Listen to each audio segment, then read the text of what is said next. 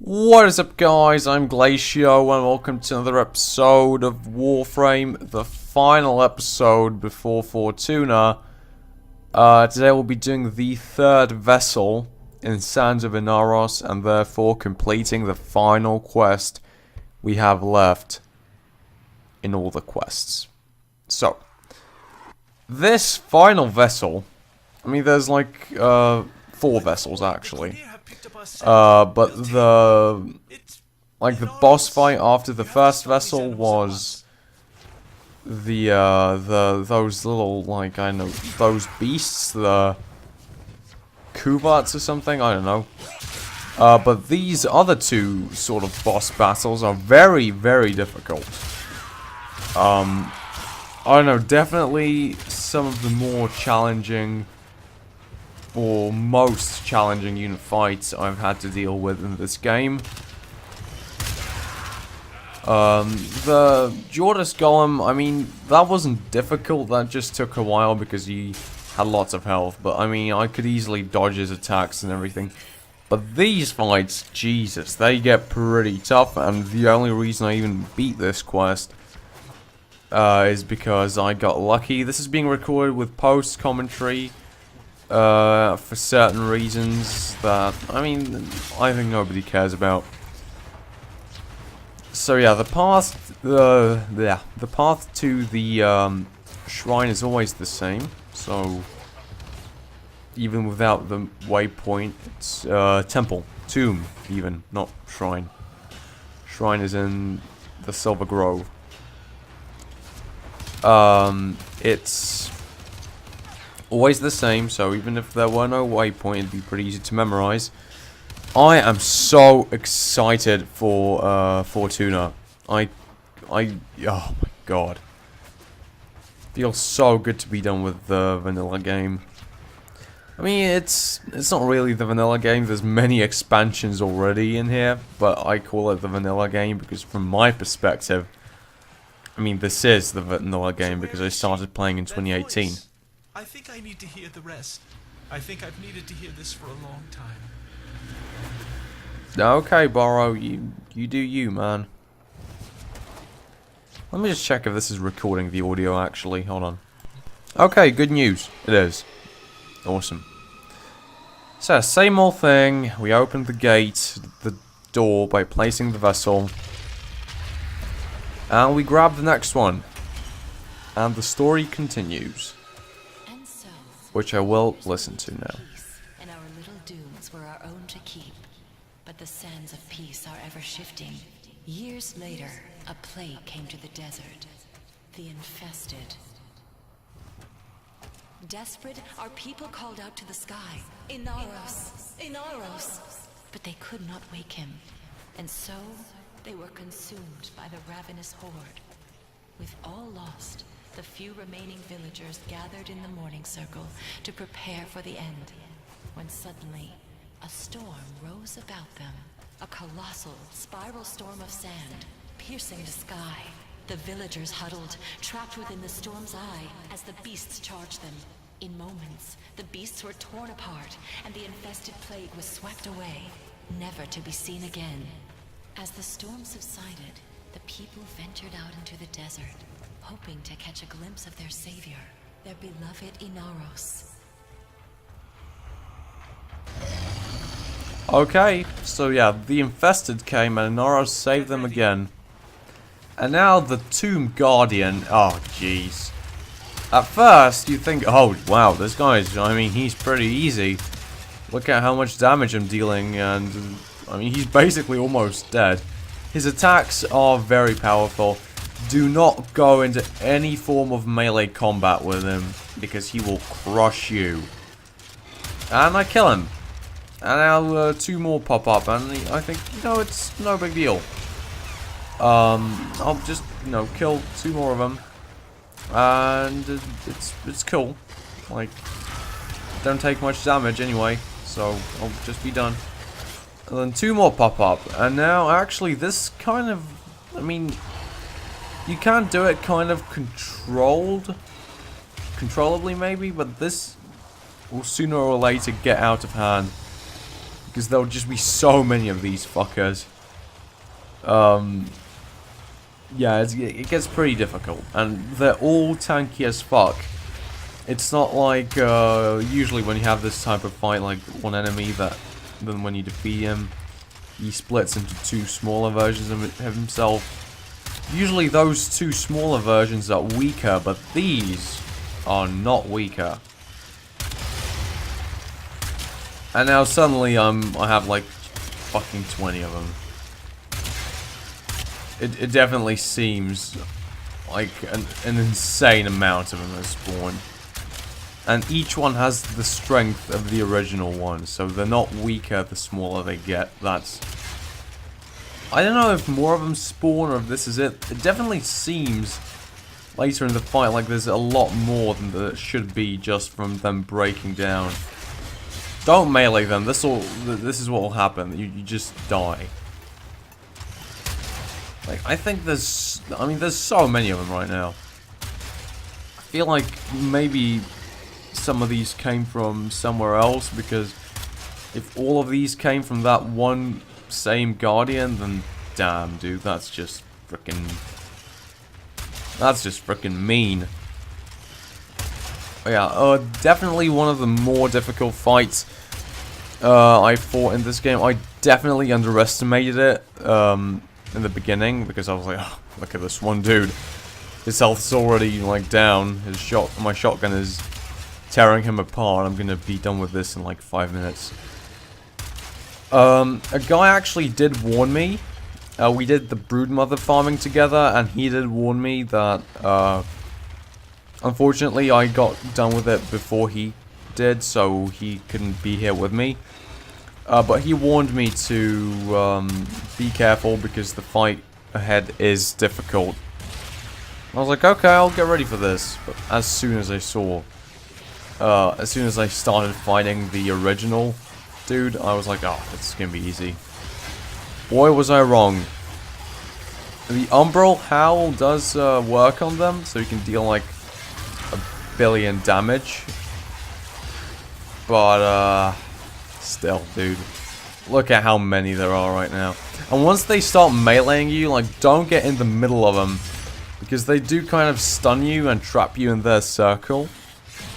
So, once you get in the middle of them, you're screwed. Don't do that. And now, at this point, like, look how many of them there are. Jesus Christ.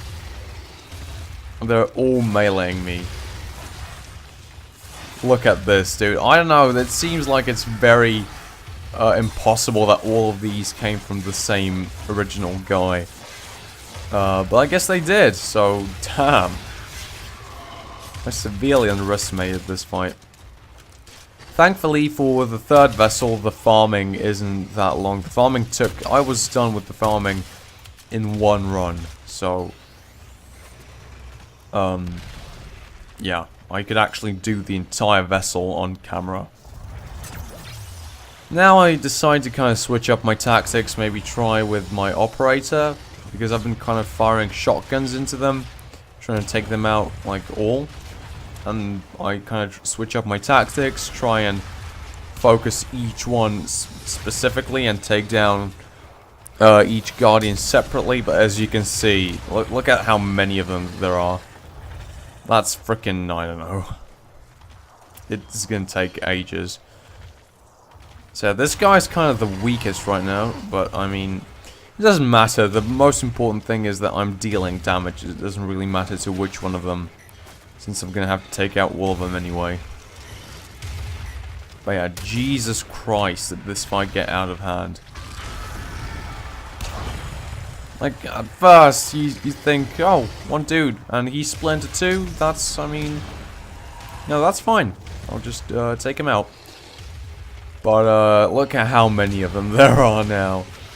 He split into like 5,000 of them at the end. And I wish the smaller ones were weaker.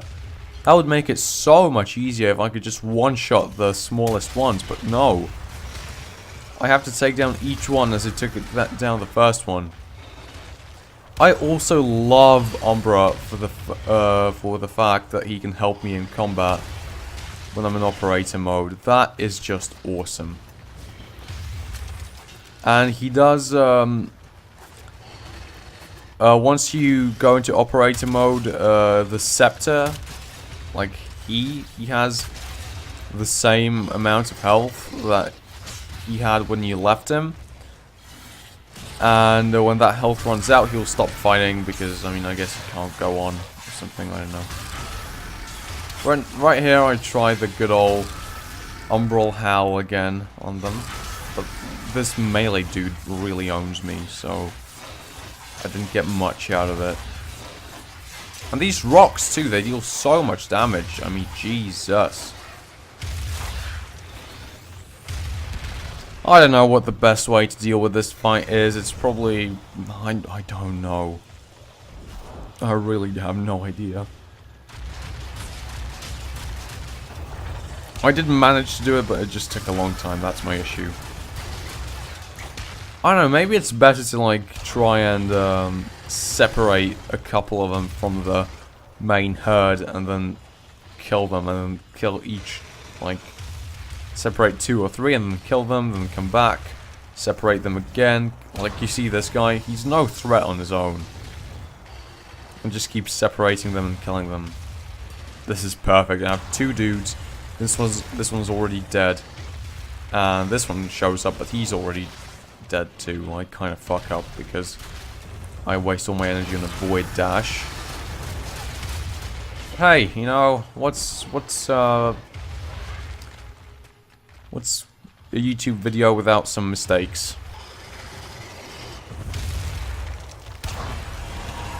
Oh god. Okay. They will. I don't know why they try to melee me when I'm like very clearly very far away from them. There's no way they can actually melee me from that distance. I don't know what compels them to even try. Oh, you're so dead, dude. Boom. Now I have only a couple more left, but at one point that was very out of control. There were like 15 of them, I think. More or less, I don't know.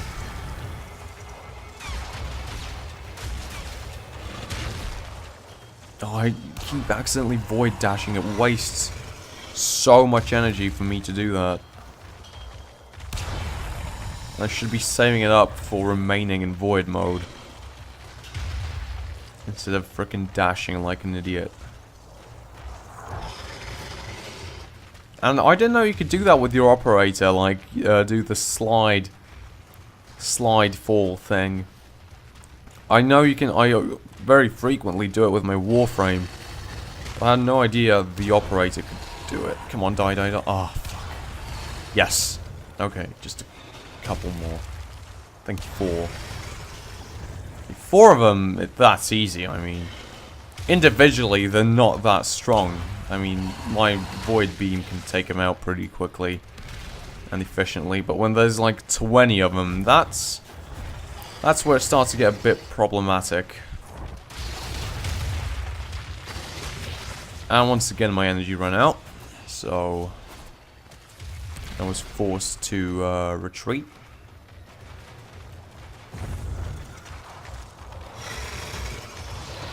Oh, come here, you fuck. 3 more.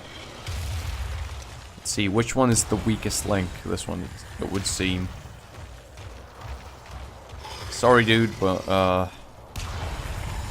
boom. 2 more, come on.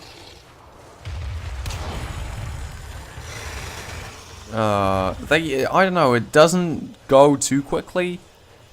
But my Void Beam is like the best weapon I think I could find against them. The Void Beam and in general, like, for boss fights... Oh, this one's split. Okay, I thought... So not all of them were... Yeah, that was very unlucky. Right as I was landing in his punch, I popped into the Warframe and he just killed me. And, I mean, these guys are going down. No question about it. Stop chasing me, please. What was I gonna say, though? I barely did this fight. I had 1 revive left at the end. 0 revives, I mean. But anyway, it's time for you to die, dude. Glorious metal body, broken and still, lying in the sand. Did they mourn? No, no. They knew his spirit had returned to the sky to watch over them once again. They gathered his body to keep it safe from thieves and raiders. They placed the pieces within the sacred vessels and entombed them in secret, knowing that one day INAROS would reclaim his body and rise again.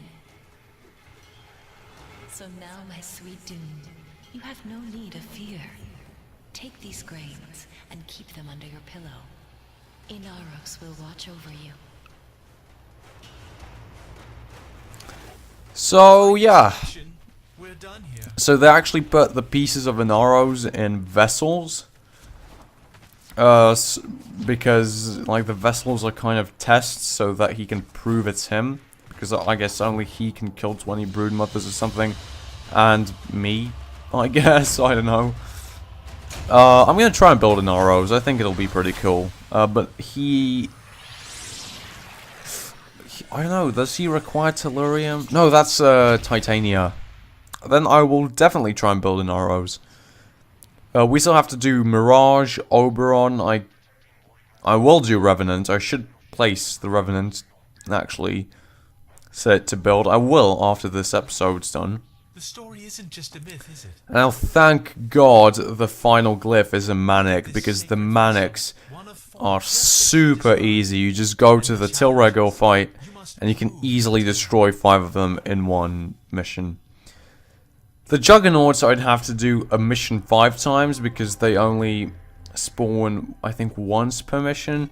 The Bursars, well, that just would have been super annoying, because I don't even know how to get Bursars. I think they spawn when you trigger an alarm in a high-level Corpus mission, but I think I'd still have to do the mission a couple times, definitely not just once. The Manics are definitely the best thing you can get in that last vessel, and thank God I got it. Now, a streamer I watched, he got the exact 3 creatures I got. The Runners, the Broodmothers, and the Manics. I don't know if... because it says on the quest, I know it's not the same for all people, because... I don't know, maybe it is. It says on the quest you can get any one of those 3. What I'm assuming it means is if you, for example, get Volatile Runners, then it's set that you'll get Broodmothers and Manics. But if you get, like, I don't know, Seekers, then the other 2 are, again, set in advance, but they're not going to be Broodmothers and Manics, they're going to be another 2. Either that, or it's just a massive coincidence that I got the exact 3 he got, because, like, to get the exact same combination of enemies, the chances of that, well, let's see. So you can get 3, and for each one of those you can get 3, and for each one of those you can get 3, so that's 3 to the 3rd power, which would mean 27. And yeah, so it's a 1 in 27 chance. Which, I mean, it's you know, it's not the best chance. Not really. 4 in 25 is no, 1 in 25 is like 4%. So 1 in 27 is like, it's not a very great chance that I just happen to get the same as him by accident. So there's, I think the first one you get sets the other 2. That would make sense to me, at least. So, yeah. Because I doubt every single player gets Broodmothers and Manics and what's the other thing? Volatile Runners, because it does say on the wiki that like there's 3 options, and why would there be 3 options if you can get only one of them? But then again, the guy I was hunting, he also was looking for brood mothers. Oh god, it's so confusing. I have no idea. Don't know, don't care. I got the easiest one for last, and it's awesome. It doesn't have to be a specific type of manic, as you can see. Back there in the fight, we had like regular ones. We had those fire spewing manics. It just has to be a manic. The Bursa actually has to be a denial Bursa. It can't just be any Bursa. And the Juggernaut, there's only one of those anyway. So, and also I got Equinox Day Neuroptics Blueprint. I'm not going to be building the Equinox because that's just annoying. Equinox, you have to basically build 2 Warframes. You have to get the Day Neuroptics chassis systems, build the Day Equinox, and then get the Night Neuroptics chassis system and build the Night, and then the Equinox blueprint is like the Day version, the Night version, and like something like 5 Orokin cells, I think, or something like that. Is it Orokin cells? Doesn't matter. Like those 2 versions and then something else, some resource. That seems very annoying. So, yeah. No thanks. It's kind of like, no, it's not really like Chroma. Chroma's annoying because it requires, to build Chroma parts, you need parts of other Warframes already built. So that's the annoying bit with Chroma. The annoying bit about Equinox is just that you have to build 2 Warframes and then fuse them into one. I don't know what that's all about, the day and night aspect. Don't know the story behind it. But, yeah. And now this is the 4th vessel, but the 4th vessel doesn't have any tests. I think that's just the... it's either the INAROS blueprint, like the whole Warframe. It's something, I don't know, but you don't have to do any tests. You just have to defeat the Tomb's Protector, and this is very difficult. Probably not. It was very difficult for me. I'm not gonna say it's very difficult in general because I just don't have. I'm not like I don't know. My difficulty should not be taken as a unit of measure in comparison for the difficulty of the mission, because I don't know, I still think I'm severely underleveled. Although you can access this quest pretty early on in the game. You need like, I don't know what you need. I think you need like a junction, and then you have to buy the blueprint. I mean, you can buy the blueprint. You just need ducats, and for that you need prime stuff, and you can get prime stuff with like lith relics. God, been talking for too long. So, I mean, I know that's. I think you can access this quest pretty early on. First, it's time for the last bit of story before we get to the super difficult boss battle. I tried so hard to forget. So this is kind of weird. Now this starts being a bit weird because he said I tried so hard to forget. Which kind of suggests that Barrow himself is directly involved with INAROS, which is a pretty cool connection to make. Now I just grab this. Don't make a sound, Barrow. Here.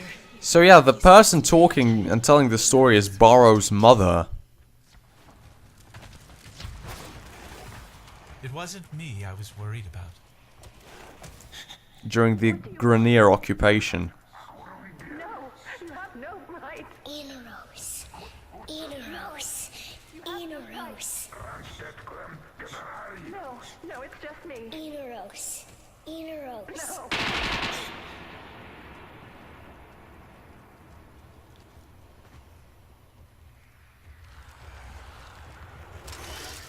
But So yeah, Borrow's mother dies. You've shown me why I came That's here, Tenno. Not Jesus. for riches. I mean, he is kind of an asshole the entire quest, but now I kind of have Worthy of sympathy for him. INAROS' strength one last time. And this is INAROS, the final boss. Wow. We have to fight the Warframe we're trying to get. That's never happened before. Don't attack him when he's using the sandstorm.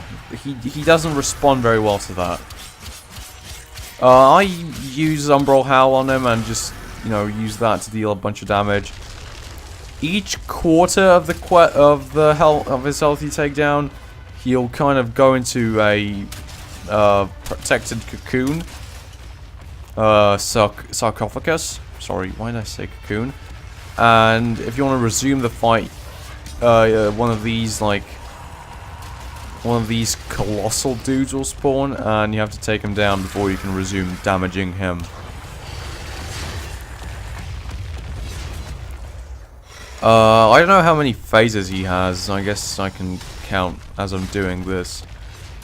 But yeah, Umbra, he's pretty awesome here. He uses Umbral Howl, he stuns him, he really helps me a lot, and all I do is just take damage to this guy with void beams and stuff. Once you break him, you can go back to INAROS. He's not called INAROS here, but I mean, the Tomb Protector, let's be honest, that's him. And you have to take down his health from scratch each time. But this time he won't stop at a quarter, he'll stop at a half, and I think that's how you take him down.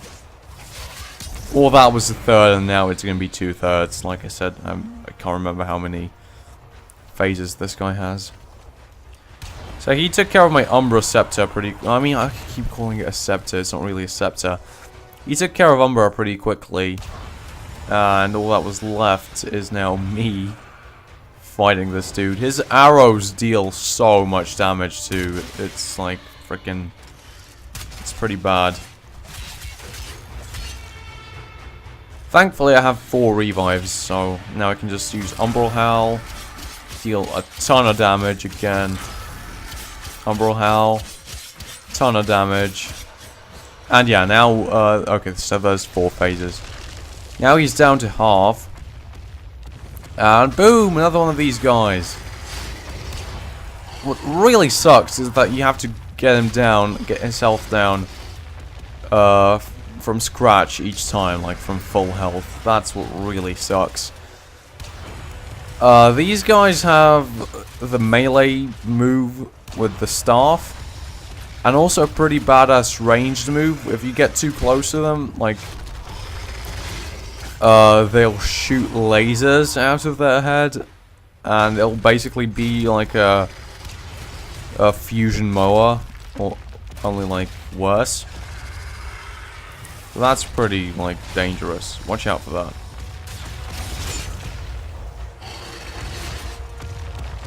Thankfully, he's occupied with my Excalibur. But, he defeated him, and now he's coming after me. So... I don't know, he's a pretty scary dude, I'm not gonna lie.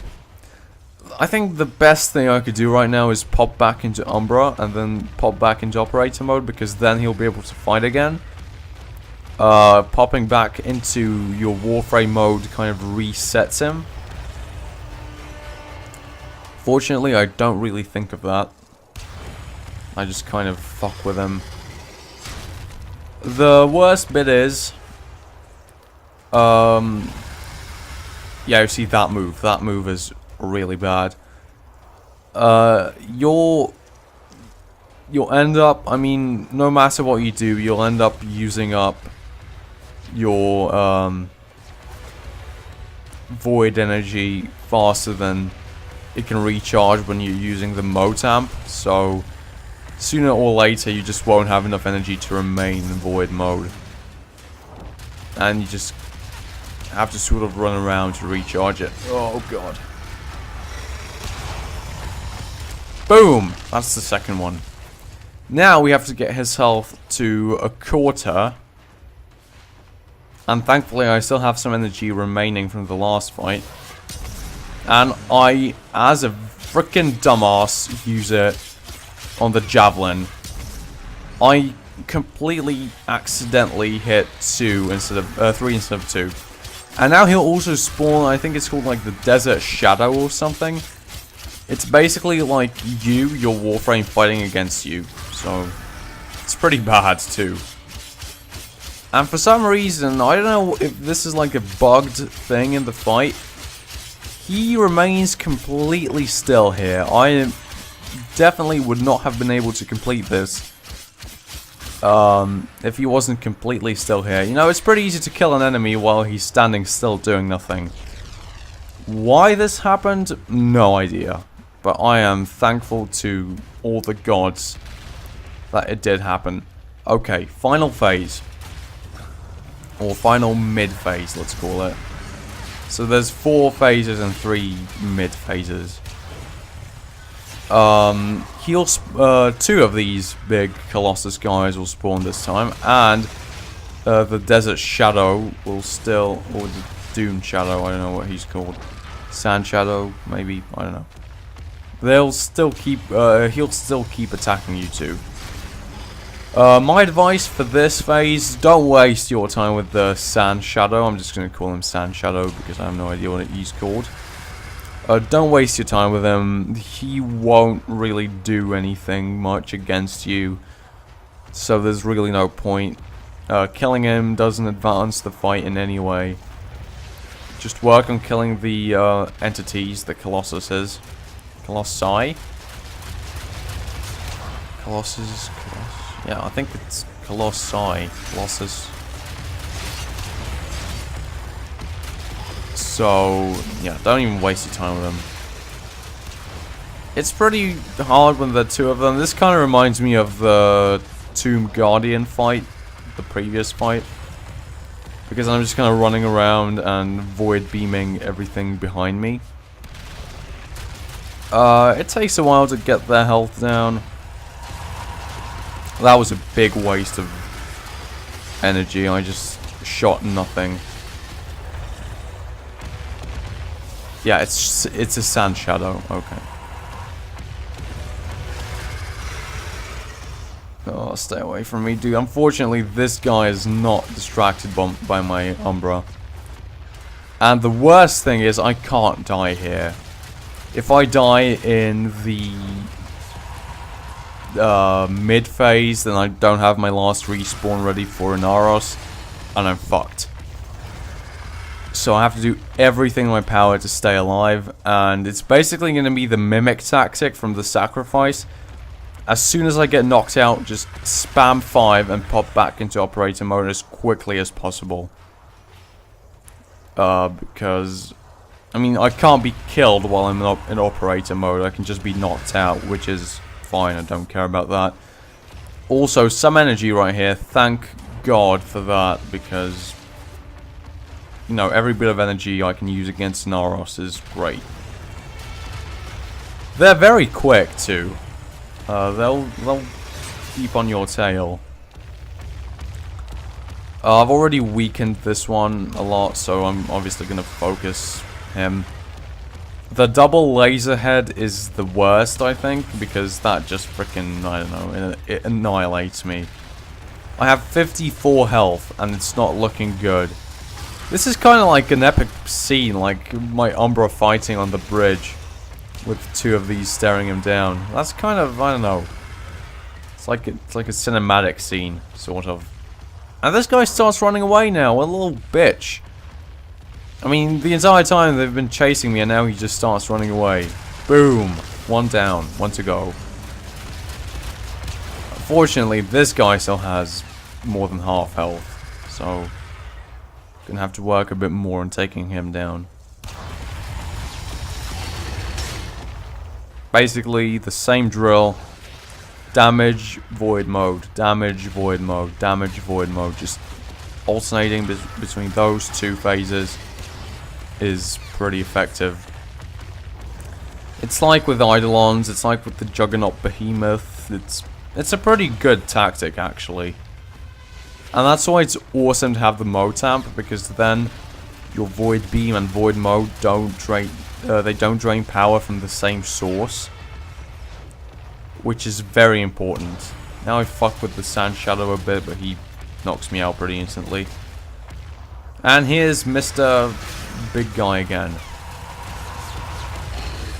Unfortunately, since my Umbra does have 54 health, when I'm in operator mode, he does get taken out pretty quickly. So he can't really fight with me. He can deal maybe like one hit or something. So it's all up to me this time. You can maybe like use Umbral Howl to stun him, but even here, like my the shadow will take him out before this guy even comes here. So yeah, it's all up to me now. And the tactic is, I just run around in a circle, shooting this guy while he's chasing me, and then pop back when I'm out of Motamp energy. It's pretty efficient, pretty safe. Can't really hurt me, because as soon as I think he will, or he does something that will hurt me, I just hit control and I'm safe. Of course, without the Motamp, without God, imagine if you did this quest before the War Within. I'm not even sure if you can, but if you can, just don't. I mean, do if you have a very good Warframe loadout, but otherwise, don't do it. It's not gonna end well.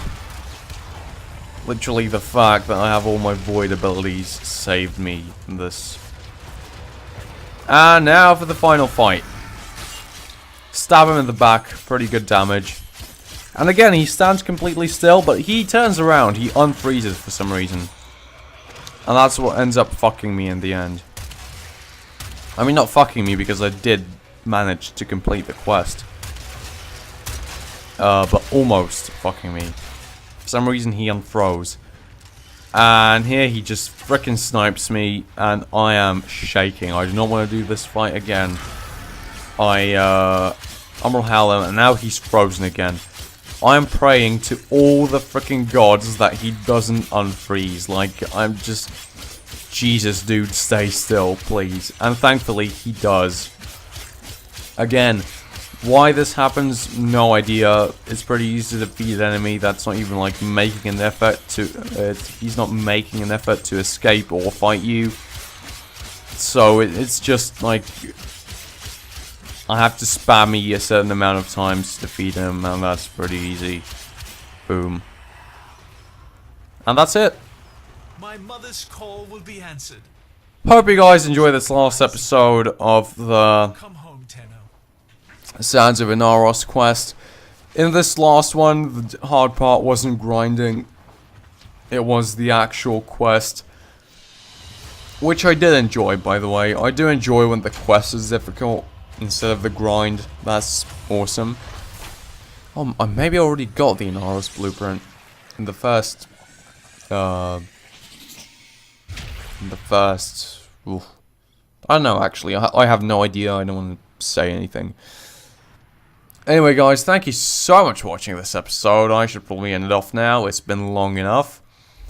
With that, we have beat all the quests currently in the game. Awesome. Here's a preview of all the quests. Hope you enjoyed. Leave a like if you have. And I'll see you in the next episode of Fortuna. Bye.